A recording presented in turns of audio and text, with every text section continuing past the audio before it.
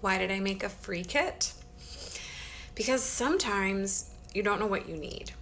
And if there's a way I can help educate those who treat children who may have a voice disorder, figure out what they need to use to evaluate, then I've helped everyone in this situation.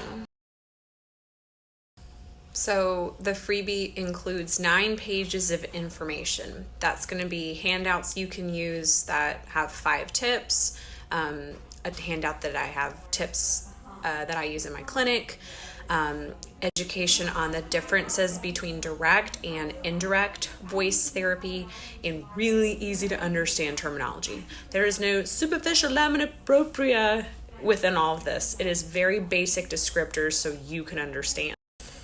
And I ran this by multiple speech pathologists who don't ever treat voice. So I really wanted feedback from them to say, is this over your head?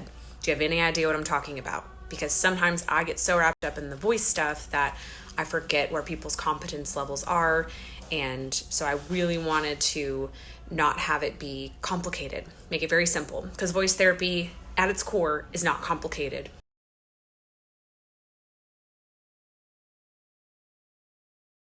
One time I gave a lecture and it was to general SLPs who rarely see voice. And after the lecture, a woman came up to me who'd been practicing forever, many decades.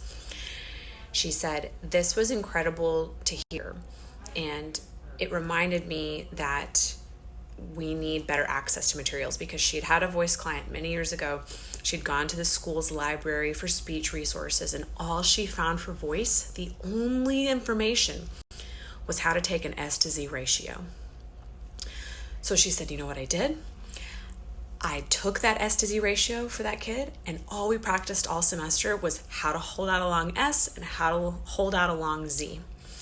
So because of that, like, she trusted her gut, she used what she had, and she did the best she could. I'm not ragging on this woman, but I want to be the one that helps get the access out there so you know that that's just an evaluation technique.